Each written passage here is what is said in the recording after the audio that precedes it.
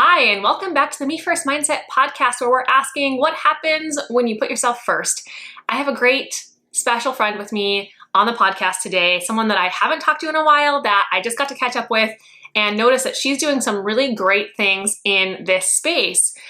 I cannot wait for you to hear how Jenn is shaking up the workplace and a little bit everything else as well by addressing the core root of burnout. She comes from tech, she had a big career in tech, and now she's moving into spaces where she's intuitively helping people address the underlying symptoms of burnout in ways that include the somatic body and then just choice in how you want your life to feel. So if you have ever felt burnout, and if you're feeling burnout now, this is a great episode for you. It's coming up right now.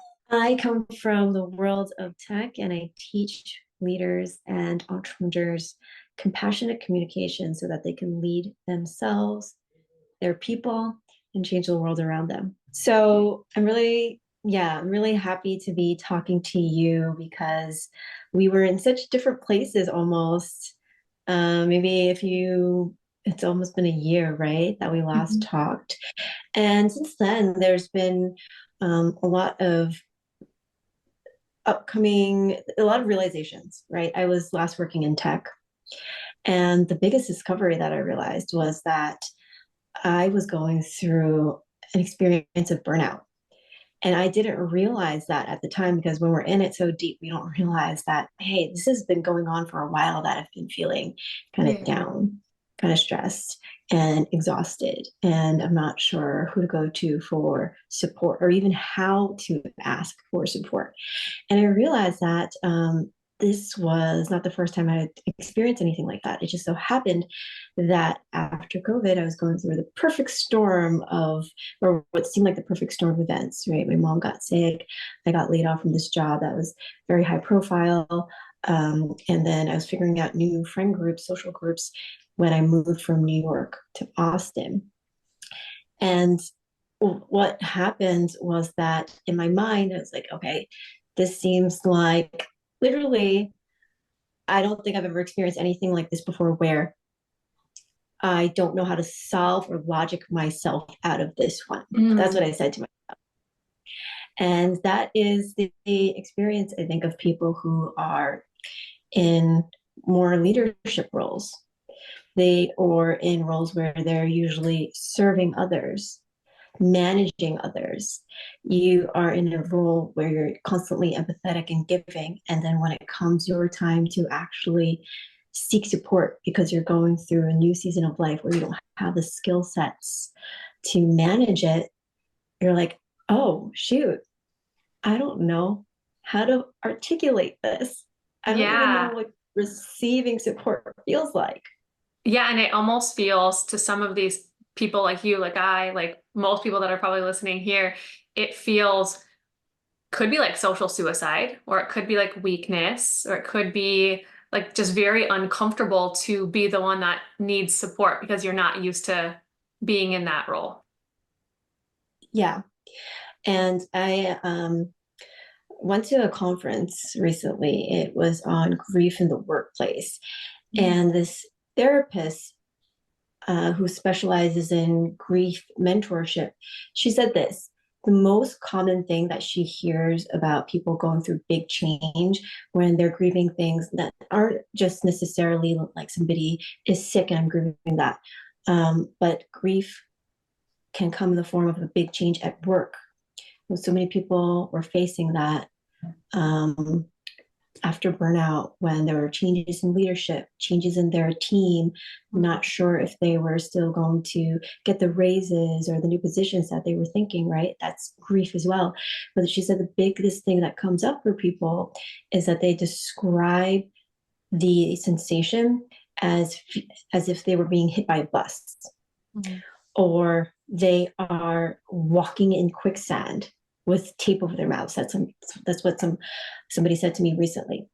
And so I think that for people these days in leadership positions, one of the biggest skill sets that will be handy and needed, so needed, is actually being able to feel our emotions in a way where we allow ourselves to feel it and we learn how to manage it. And we also, when we're in that position of being able to manage our own relationships, giving permission for other people to express and feel their emotions. And um, that I think is something that is so needed. So that was a deviation from your original question, Bree. So you could No, ask me that's again. that. I have another question for maybe just kind of a small addition to that. As you're talking, I'm thinking it's pretty hard to feel your emotions anyways. I think we're not taught those things in school, and we may not be, most likely are not taught them in our societies, from our parents, from our, and then in addition to that, it's the layer of like safety in the workplace for that is very low too. There's like, so not only is it just genuinely hard, it's much more difficult and frowned upon. And, and there's a whole emotional experience in having any emotional expression in the workplace too that feels very unsafe because, especially for women, I don't want to seem like I'm hysterical, or I don't want to seem like I'm not a team player, or like I'm unmanageable. And at the same time, we're noticing, we see that when we are deeply ingrained in our work, when we feel a sense of dharma and purpose, it's so important for us to be able to express in those ways. Yeah, so there's so many things that you covered. Um, I'll start with just um, psychological safety, because if we're not feeling psychologically safe, then one thing that happens in our minds and our bodies is that we are seeking familiarity. And when we don't feel safe, then we don't, people tend to not want to expose themselves to new risks. So you go back to these old patterns of behaving that feel familiar to you, even if subconsciously or consciously you realize it's not serving you. So this becomes this cycle. And for people who are going through big change or big transitions in life, right, it's really, really hard to get out of that cycle, because we keep on going back into the old toolkit and taking those tools out. So in these moments of change, it's hard to do, but it's about disrupting that familiarity and disrupting that mindset that we have and saying, okay, there is a reason why I am reaching for whatever I'm reaching, whether it is going back to the same old relationships that we're familiar with, or it is reaching for a phone when we're feeling like we need to distract ourselves, right? And there's a reason for that, because there's an unmet need. Whether it is like I'm reaching for my phone so that I can distract myself so I don't feel so terrible in this moment, or I don't have to have that tough conversation. And so it does take conscious awareness to step into a new way of practicing a habit or mindset, and saying, hey, I am safe, and I am now going through change. I'm acknowledging that this is tough, and here's an action that I can take to move me into the next thing that I want to do. I think part of what makes us feel unsafe is believing that we don't have the capability to meet the challenge. And part of what makes us feel like that is that we don't know enough about the challenge. We're really unsure, like the uncertainty about the future becomes that felt sense of unsafety, because how can I plan for something that I don't know? And my question for you is like, what are the ways that we can self-resource safety? This is such a topic that I've been thinking about lately. Is like, whose responsibility is it to make you feel safe? Is it my responsibility to make myself feel safe, or is it a like co-regulation thing? Like, what are your thoughts on that? Yeah, that's such a great question, right? Especially before you mentioned a little bit about codependency, and codependency is this mindset that we need something outside of ourselves to feel safe.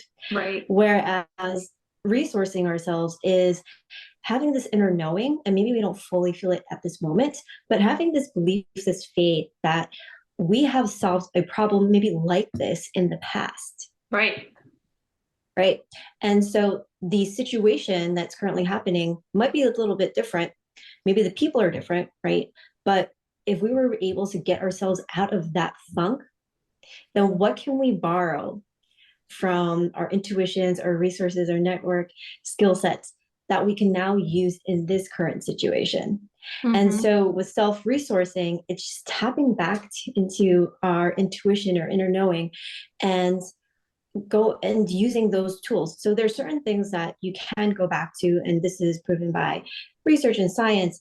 I actually did my certification in flow sciences. So how do we get into a state of flow? And maybe I think a lot of people can resonate with being in flow state. It's that state of optimal consciousness where we're doing something and we're in deep focus and enjoyment. So for somebody who's maybe practicing the piano, they're playing, like learning the piano. There are hard steps getting to it, right? But once you learn scales and chords and notes, and you start putting pieces together, you get into this flow state where things become effortless.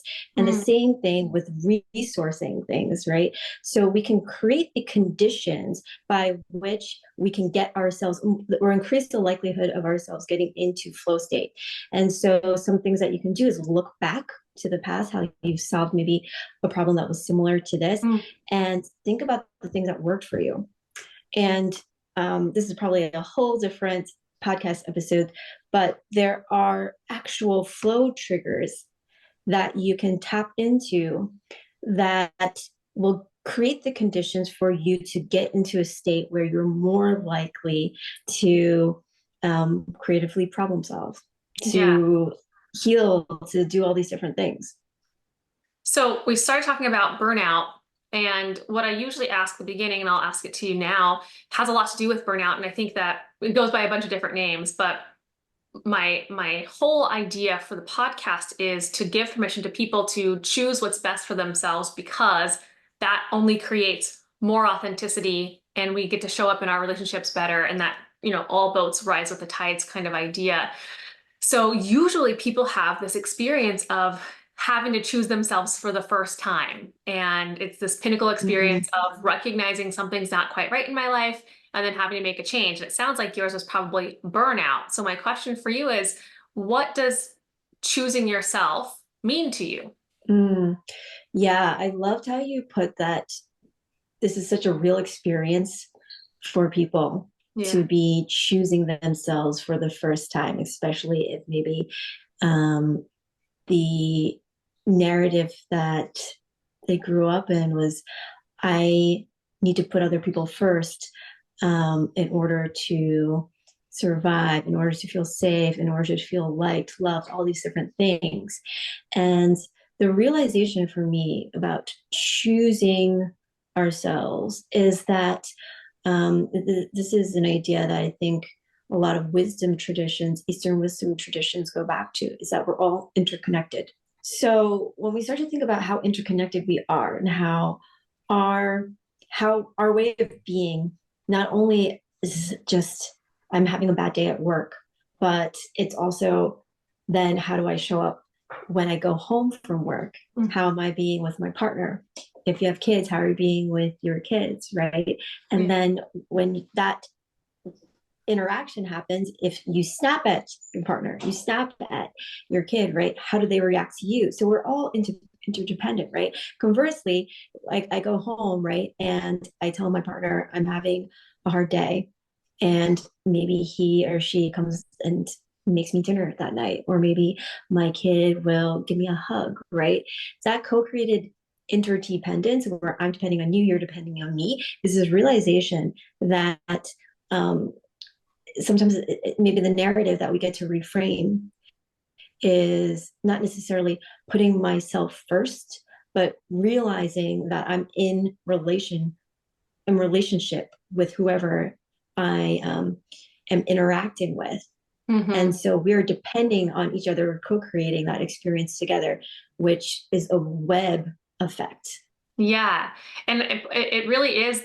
the sense of safety in interdependence is that I can count on you, I can trust you to do what's best for you so that you can co-regulate and come to neutral and be there for yourself and for me, and I can do the same so that we're both coming to the table in the best version of us possible. And so yeah, I totally agree with that. When we say like me first mindset, it sounds crazy and like, very one-sided and all this stuff, but really it feels like that to people who have never even gotten to neutral. It feels like that to people that have done, if a relationship is 50-50, most of the people that struggle with, putting themselves first never even put themselves 50%. Mm-hmm. Yeah. Yeah, I'm really, really glad that you're acknowledging that, because we all grow up in different environments. And if the narrative is basically me, you, instead of we, that is unconditioning that may take some time to learn. Yes. But when we step into that narrative of we are in this together, we are in this interdependent relationship together, the narrative that comes with it is, it's like what you said, right? There's this mutual trust in the other person, being able to maybe co-regulate or articulate needs. But if folks aren't there yet, which I wasn't there, I wasn't Yeah. ready to talk about my needs, wants, and boundaries in a way that was healthy, then I think another way to think about it is how, in order for me to be my best with you, I need to first fill my cup. And I think that languaging sometimes may resonate with people who do identify with being very empathetic in a position where they, or in a role where they're constantly feeling like they need to serve. Yeah, they're just pouring out everywhere and they're not asking to be refilled, and they're also not taking time to refill themselves. Yeah. And the other thing with interdependence, right, is that I think of a way of thinking about this is how our society is shaped, especially in the Western world, right? And I grew up in New York, where it's hustle bustle culture, and it's constantly this thought of, if I am not productive, or old thought that if I'm not productive and creating something of value or being of service for somebody else, then how will I be liked or valued or Right feel into accepted? society. Yeah. Right. And so that's a really transactional way of thinking, Mhm. that I need to do something in order to be accepted and loved. So it's also a kind of short term way of thinking, too. In this transaction, if I do X, then you will do Y. If I provide I ask for help, then I will have to give you some sort of help or support back, right? And so what if we were to That's think not more, vulnerability. That's not real connection. yeah, exactly that. And what if we were to think about things in a more long-term way? Like, maybe I'm asking for your support in this moment, in this period of time, but in the long run, I got your back later. Mm-hmm.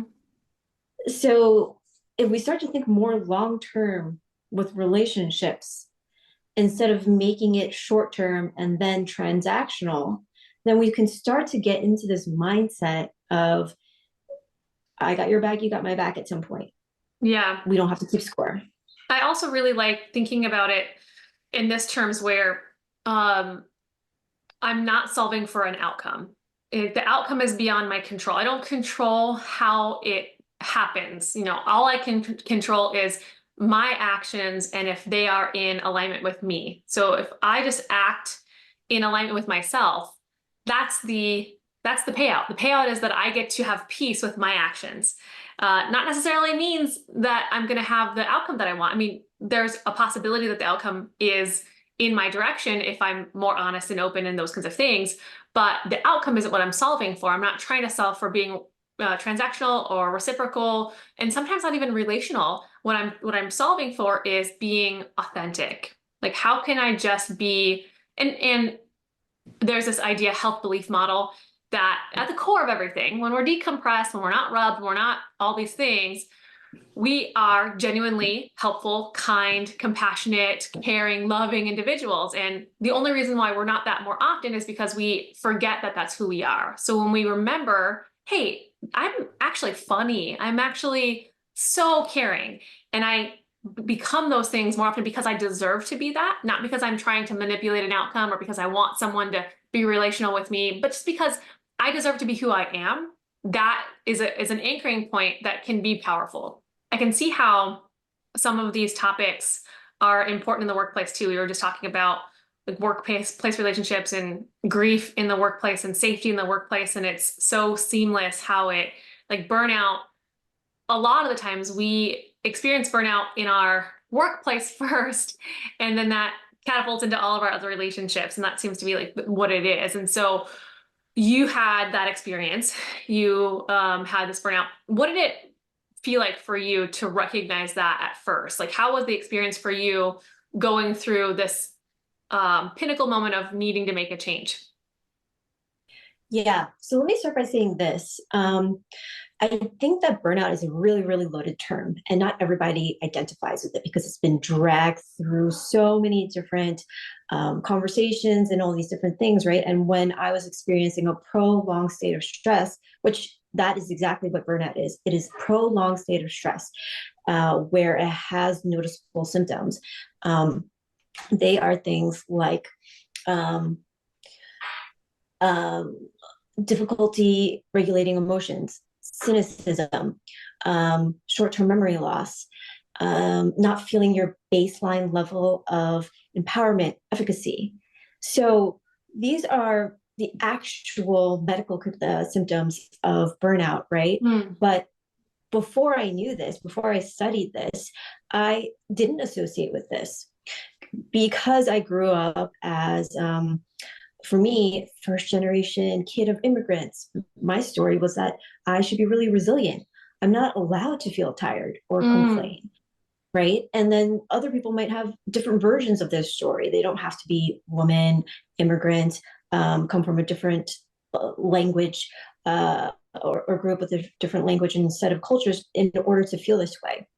It's Right. just deviating from our normal or baseline way of dealing with managing stress. And often this comes with big changes in our environment. So the thing that I think the common narrative, right, is that people assume burnout comes from the workplace because the biggest thing that I think people focus on is that there's this overwhelming sense of emotional, mental, and physical exhaustion.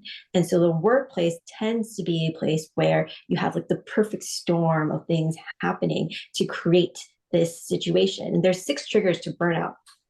There are things like feeling overworked, Mm. um, values misalignment for a long period of time, not having a social circle that you can lean on. You might have a lot of acquaintances, but if you are stuck in a bind and you're not sure who to go to in a state of emergency or whatever it is, right? That is a breakdown of community. The other is not feeling rewarded or acknowledged for the contributions that you're given, um, or the contributions that you're making. Um, Another is fairness, not feeling like you're being treated equal to other people around you.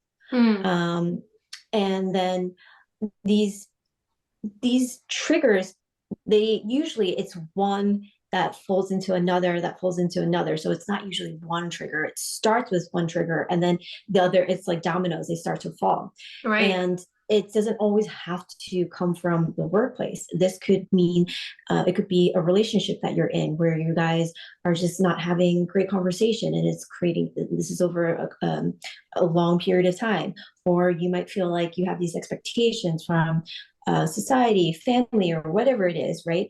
It's creating this long-term period of stress. And so, like domino effects, when you're stressed at home or work, it can lead into your other relationships. It can lead into um, feeling like you are misaligned in multiple areas of your life, which leads Right. into exhaustion.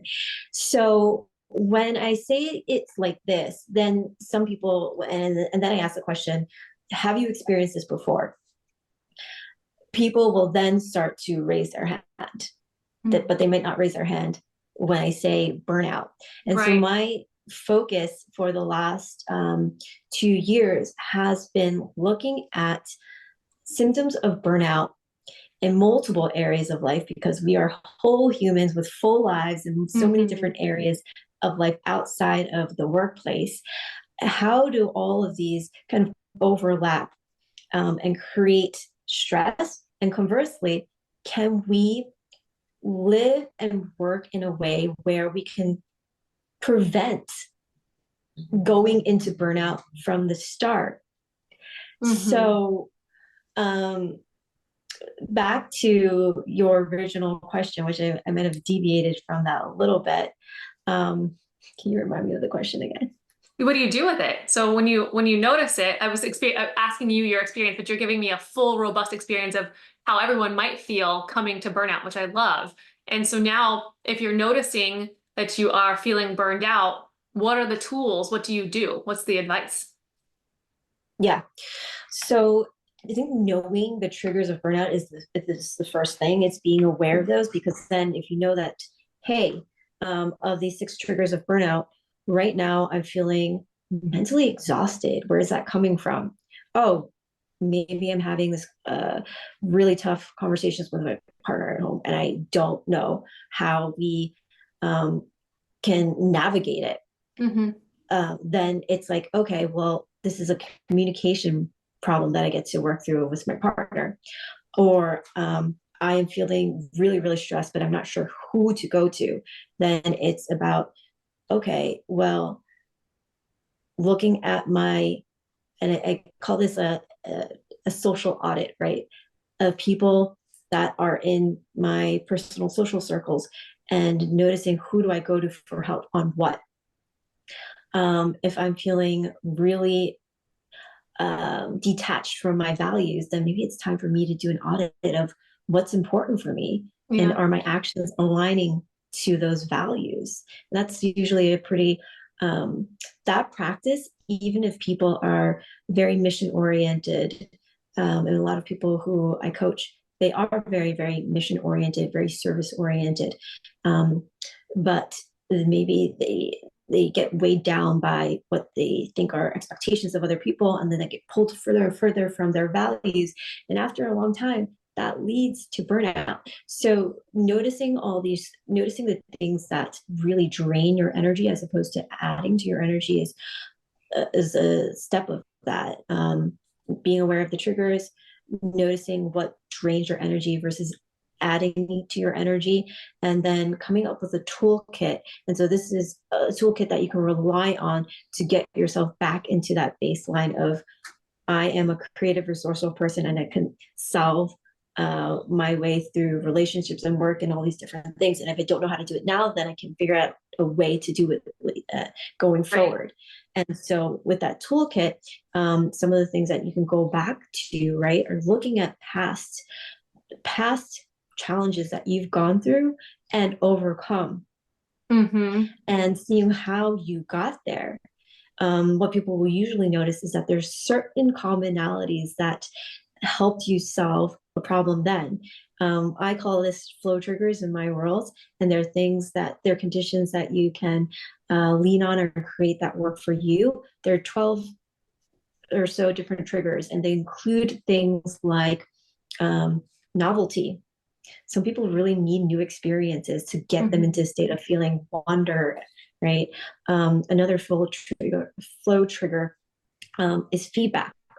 Sometimes people really respond well to new information so that they can decide, hey, if I write this email, will it get the response that I'm looking for, or won't it, right? And so we'll be stuck in our heads not being sure about our actions, right? But if we were to get feedback on it, then we'll know, like, okay, this thing doesn't work, this thing works, this thing doesn't work. And people stop themselves um, from things like feedback or other flow triggers, so they get stuck. So I go more in depth on the flow triggers, but there's, like I mentioned, a series. There's like 12 different triggers, and based on that, you can kind of piece together the things that worked for you or didn't work for you in the past and going forward.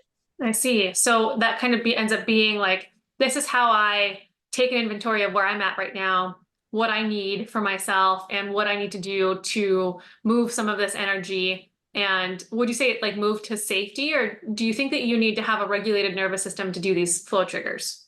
Like, what's the relationship between like feeling so Yeah. dysregulated and unsafe and challenged, and then being able to access that?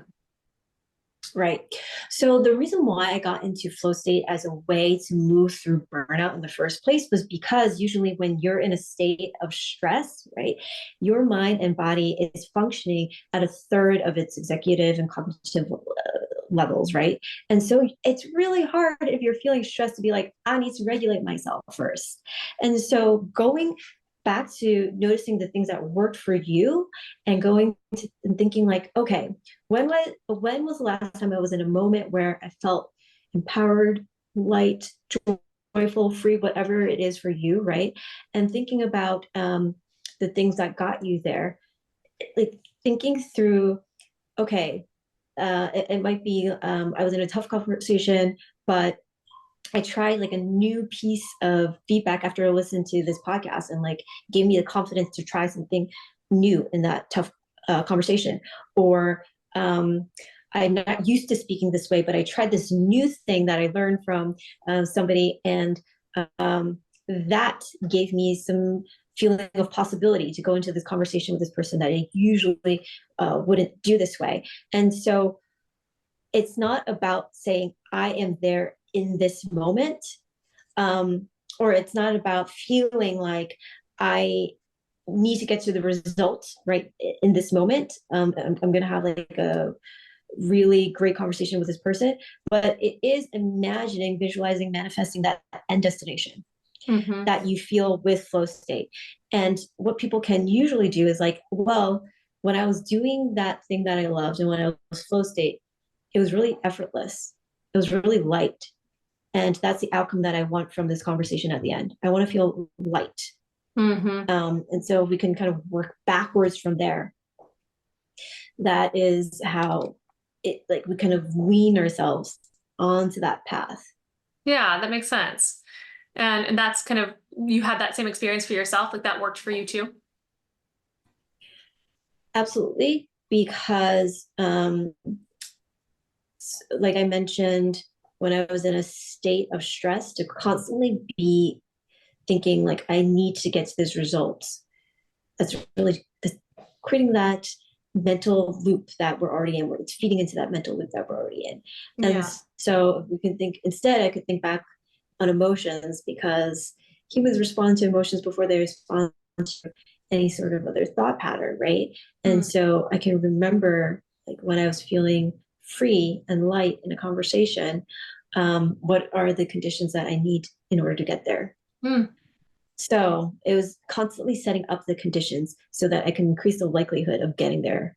Yeah, it's like lifestyle design. First of all, being aware of what affects you, like taking up an inventory over and over and over again, so you actually remember, having I call it an awareness trigger. So when I'm like, oh, this is what's happening, like whatever allows me to bring my awareness on board is an awareness trigger, right? And so having that, being able to build your list of those things too, so okay, when I'm saying this, when I'm feeling this, when my body feels this way, this is the first sign of burnout. And that's where we like back up so we can start addressing these things before they become bigger issues. Yeah, yeah, Yeah. definitely. Mm-hmm. Yeah. And so that has led you to a bunch of change in the last year. So tell me what's been up with you. What's the new step for you as you've been kind of learning this and bringing this out into the world? Yes. So noticing that there's a few different things. The problem that I was noticing was I was experiencing burnout, but I started to wonder if there were other people in my position where they were noticing that they were deviating from their baseline of um, of happiness, of Mm-hmm. feeling peace, of feeling whatever it is that is your baseline, right? And for me, I was noticing that I was an extended period of stress, and it wasn't apparent to me until friends started pointing it out, and it was kind of undeniable at that point that I What was did like, they point okay, out? Like, what are something. some things that they noticed? Yeah. So for me, I noticed that this constant feeling of stuckness, Mm, right? And then what friends were noticing were, like I had a good friend, um, he was saying like, I'm noticing that you're in a mental loop. mm, You keep on repeating the same thing in different words in different situations, but it's literally the same themes that are coming up again and again. And it's actually not the most pleasant to be around sometimes. And that was really, really hard for me to hear. that's a good friend. It's a good friend, but really, really hard to hear in the moment, right? And Yeah. yeah, exactly that. Hearing that made me realize, okay, there's something that is different in this phase of life, in this moment of stress that I don't know how to get myself out of. And so I started to wonder, are there other people who are in the same position as me, um, where they're going through big life changes? Um, Maybe they were super successful, or um, a certain persona in a previous season of life. But Mhm. whatever that is that worked for them before is no longer working in this season of life. Right. And also, there's that added complexity, or it feels like it's complicated, right? It's like, okay, well, now that I'm aware of this, I don't even know what it's like to receive support or ask for it, much less ask for it. That felt really, really scary. And so I started meditating, getting really deep into meditation more than I did before, studying mindfulness, taking courses on emotional intelligence, how that overlays into self leadership, leading yourself and then leading others. And I went over to Asia to practice in different monasteries. Mm. And the biggest thing that I did was that I pressure tested everything that I learned in work and real life in all different kinds of positions, whether it was in a leadership role, whether it was being a volunteer, whether it was with my parents. And what I realized was that in the Western world, a lot of the culture, the pervasive culture, especially in big, busy cities, is that we need to be constantly working and doing in order to prove ourselves, in order to feel worthy and accepted and and then to move up in life. And this narrative is a cycle where we're constantly working to the brink of exhaustion, and then we think we need to work more in order to keep it going. And so what I've been up to in the past 2 years is realizing uh, the narrative needs to change. Um, Mindfulness practice is something that's been proven again and again to work well in helping us slow down and create that new awareness to slow down and then reset ourselves, to manage our emotions, Mhm. stress, and then to lead from a place of compassion.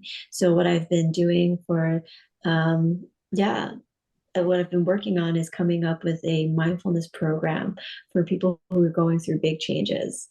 Um, Awesome. and teaching the tools for that, focusing primarily on compassionate communication, expressing Oh, our that's needs, great. wants, and boundaries. Yeah, in a way that feels safe to us, because like you said, Mhm. voicing our needs and wants and boundaries for the first time in our lives consciously might be Mhm. very new for some people, maybe even scary. Remembering again that this is a co-created, interdependent relationship that I'm entering into, Right. that we are connected, and how I am um, being in this relationship and how you're being in this relationship, we're meeting in the middle. Mhm. And instead of seeing it as me not getting the thing that I want, it's how do I move with you in this conversation? So maybe we come out in a way that we're both feeling a little bit better. Yes, Maybe not in absolutely. this exact moment, right? But Mhm. maybe in a more long term way. Mhm. And again, it's kind of like right now, maybe I'm asking for something new that I've never expressed before, but because I want to show up better for you, this is the first time that I'm going to try my best to voice the things that I need in order to meet you at my best self.